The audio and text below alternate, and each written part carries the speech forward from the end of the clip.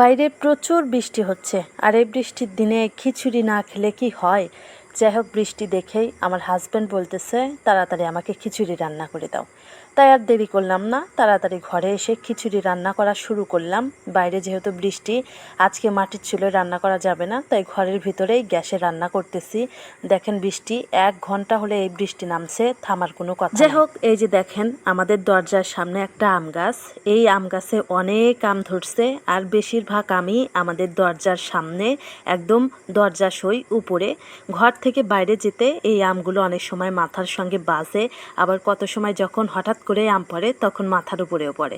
যাই হোক, কিছুই করার নাই, আমগুলো ধুয়ে পরিষ্কার হয়ে যাচ্ছে। হঠাৎ করে এরকম বৃষ্টি কিন্তু ভালোই লাগে, কিন্তু একটানা যখন 4 দিন 5 দিন 7 দিন কিংবা 8 দিন পর্যন্ত বৃষ্টি থাকে, চতুর্দিকে কাদা হয়ে যায়, ঘর থেকে বের হওয়া যায় না, কারোর সঙ্গে কথা বলা যায় না, কারো কাছে যাওয়া যায় না, ঠিক তখনই কিন্তু এই বৃষ্টি বিরক্তিকর মনে হয়। আপনারা যারা গ্রামে এসেছিলেন তারা হয়তো জানেন যে গ্রামে যদি একটু বৃষ্টি হয় তাহলেই কিন্তু চতুর্দিকে একদম কাদাময় হয়ে যায়, ঘর থেকে বাইরে বের হওয়া যায় না।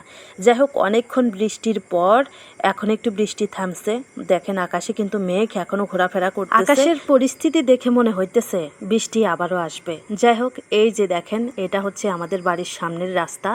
রাস্তার অবস্থা দেখেন, কত পানি জমেছে রাস্তার উপর দিয়ে। যখন বৃষ্টি হলো তখন কিন্তু এইখান দিয়ে আরও অনেক পানি ছিল, কিন্তু ধীরে ধীরে সব পানি আশেপাশে ডোবা নালা এবং পুকুরগুলোতে নেমে যাচ্ছে। আমার খিচুড়ি রান্না করা শেষ হয়েছে, আমি চুলোর উপরে রেখে আসছি বাইরের পরিস্থিতি দেখার জন্য।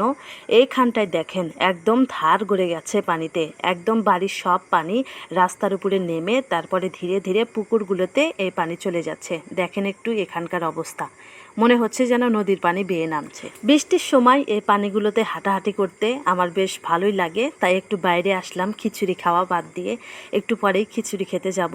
যাই হোক, দেখেন এখান দিয়ে পানি ধীরে ধীরে সামনের দিকে অগ্রসর হচ্ছে, আকাশে আবারও মেঘ ঘন হয়ে যাচ্ছে, আবারও বৃষ্টি আসবে, তাই আমার আর বাইরে থাকা ঠিক হবে না। তাড়াতাড়ি করে আমি ঘরের দিকে রওনা দিলাম। ঘরে এসে তো আমি অবাক, আমার হাজব্যান্ড তো ইতিমধ্যে খিচুড়ি নিয়ে বসে গেছে।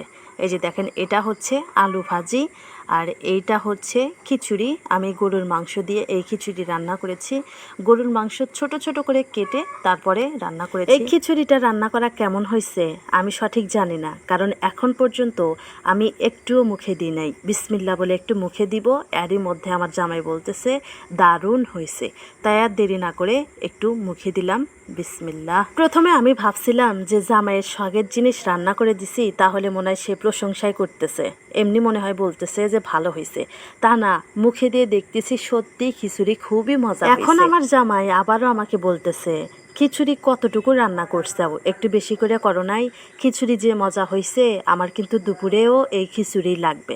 পরে বললাম টেনশন করো না, তুমি কতটুকু খাবা, এক পাতিল রান্না করছি, তুমি সারাদিন ভরা আজকে এই খিচুড়ি খাইও, শর্ট পড়বে না তোমার জন্য।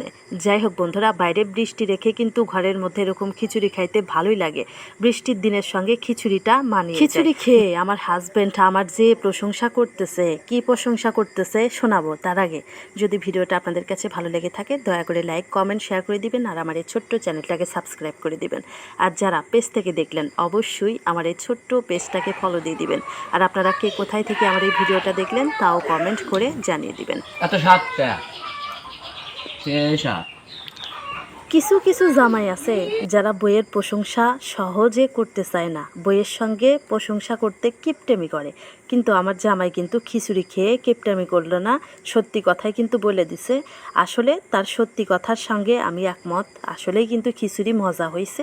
যদি আপনারা খাইতেন তাহলে হয়তো অবশ্যই আপনারাও প্রশংসা করতেন, কিন্তু দুর্ভাগ্যের বিষয় আপনাদেরকে খাওয়াতে পারলাম না। ইনশাল্লাহ একদিন সবাইকে দাওয়াত। তাহলে আমার প্রিয় বন্ধুরা, আপনাদের সবার কাছে আমার অনুরোধ রইল, যদি ভিডিওটা ভালো লেগে থাকে দয়া করে লাইক কমেন্ট শেয়ার করে দিবেন, আর আমার ছোট্ট চ্যানেলটাকে সাবস্ক্রাইব করে দিবেন। আর যারা পেজ থেকে দেখলেন অবশ্যই আমার এই ছোট্ট পেজটাকে ফলো দিয়ে দিবেন। কেউই ফলো না দিয়ে যাবেন না, সাবস্ক্রাইব না করে যাবেন না।